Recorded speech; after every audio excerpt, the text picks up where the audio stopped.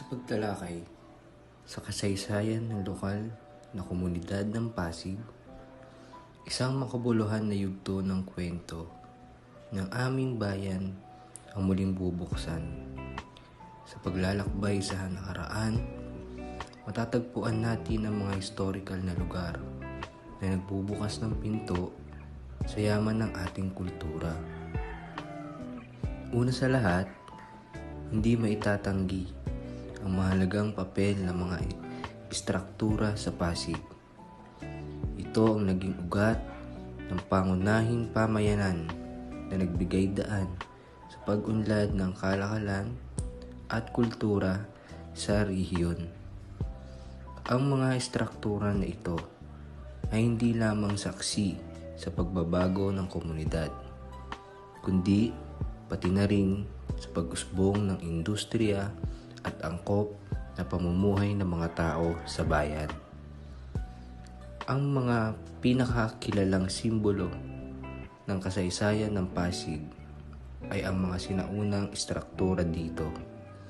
Hindi lamang ito isang pasilip sa makulay na mundo ng sining, kundi pati na rin sa isang tanglaw sa kasaysayan ng aming lokal na komunidad. Ang mga lugar at istruktura na ito ay naglalaman ng mga sining at mga bagay na gamit noon na nagpapahayag ng damdamin at karanasan ng mga taong naninirahan dito. Ang Pasig ay may mga naglalakihang simbahan, naglalakihang gusali na nagtatakda ng pananampalatayang kultura ng bayan. Ang Immaculate Conception Cathedral, na dating kilala bilang Pasig Cathedral, ay isa sa mga halimbawa ng arkitekturang sumasalamin sa kasaysayan ng pananampalataya ng mga taga-Pasig. Isa pang makasaysayang lugar sa Pasig ay ang mga lumang gusali na naglalarawan ng tradisyonal na buhay ng mga taong nakatira dito. Ang mga istrukturang ito ay patuloy na nagbibigay ng balanse sa modernisasyon at pagpapahalaga sa nakaraan. Sa bawat kanto ng Pasig, may tatak na kasaysayan na bumubuo sa kanilang identidad. Bilang isang komunidad, ang bawat puok at yugto ng kasaysayan ay may papel sa paghubog ng kasalukuyang anyo ng Pasig. Hindi lamang ito isang tala ng nakaraan, kundi pati na rin isang gabay patungo sa magandang kinabukasan. Sa huli, sa ating paglalakbay sa kasaysayan ng lokal na komunidad ng Pasig, napakahalaga na ipagpatuloy natin ang pagpapahalaga at pangangalaga sa mga istruktura at historical na lugar at alaala. Ang bawat bahagi ng kasaysayan ay bahagi ng ating pinagkakakilanlan at dapat itong ingatan upang patuloy na maging tanglaw sa hinaharap ng ating bayan.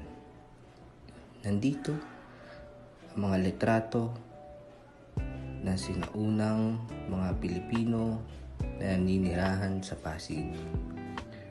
Nandito rin ang mga istruktura o mga lumang tirahan, pasyalan, simbahan o panooran. Makikita nyo na nandito rin ang mga lumang sasakyan, carousel, sinaunang jeep at mga sinaunang tulay na nagbabahagi lang na ang kasaysayan ng Pasig ay hindi natatapos hanggang ngayon. Pati ang gusali ng mutya ng Pasig na nagpapakita habang ito ay ginagawa at nang ito ay matapos. Napakaganda kahit sa simula pa lamang. Ito ngayon ang itsura ng City Hall ng Pasig. At ang unang mayor ng Pasig ay si Aldrin Gersalia noong 1780s. At ang isa sa kasaysayan pa ng Pasig ay dati ito ang kapital ng Rizal hanggang 1975. At noong panahon ni Ferdinand Marcos, ito ay sinamas sa Metro Manila. At ang pangalan ng Pasig ay ginawa ng unang gobernador general ng Espanya na si Don Miguel Lopez Legazpi. Tara, samahan ninyo ako sa harapan ng Pasig City Hall.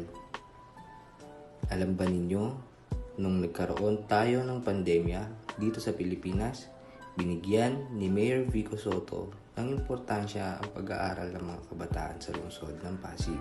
Namigay sila sa mga kabataan ng mga gadgets tulad ng laptop at tablet. Ito naman ang Kapitolyo ng Rizal noon.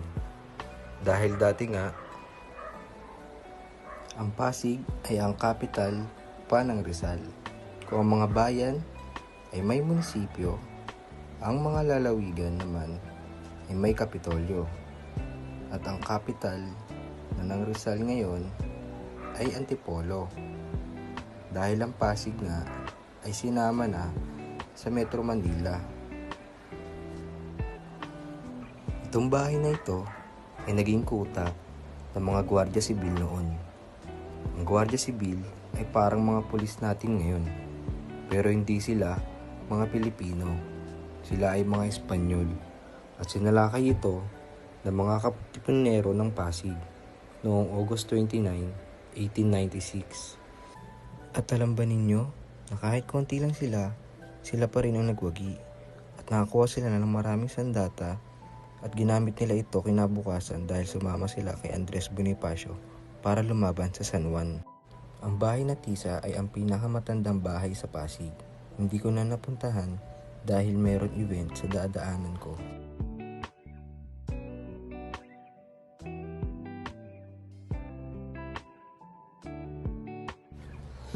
Itong nakikita nyo ay ang Parian Creek. Dati, ito ay ilog na tawag ay Bitukang Manok. At ang karugtong nito, dati ng Marikina River. Dahil nga sa unti-unting pagunlad ng Pasig, dumami ang bahay at lumiit na ang ilog at naging creek na nga lang ito. At meron din itong history na dito daw nagkaroon ng malaking pagpupulong ang mga katipunero kasama si Bonifacio bago sila nakipaglaban at marami nga ang namatay na Pilipino sa laban na iyon. Ito naman ang itsura ng Plaza Rizal ngayon. At ito naman ang harap ng Pasig Museum. Ginawa ito para mapanatili ang mga kasaysayan ng Pasig. At dahil dito nakalagay ang mga mahalagang bagay na may kinalaman sa kasaysayan ng Pasig. Sa likod nito makikita natin ang Plaza Bonifacio. Tara, puntahan natin. Ang monumento ni Bonifacio dito ay nakasakay sa kabayo. At ito lang din ang nag-iisang monumento niya dito na nakasakay sa kabayo. Ang tawag sa ganitong monumento ay cenotaph. Alam rin ba ninyo na ang mga labi ni Bonifacio ay hindi pa rin tiyak kung nasaan at hindi pa rin mahanap ang kanyang mga buto. Kaya ang monumento niya ay ginawang cenotaph. Ang ibig sabihin lang nito ay mahalaga para sa mga taga-Pasig si Bonifacio. Dahil nga kasama si Bonifacio ng mga katipunero ng Pasig na lumaban sa mga Espanyol.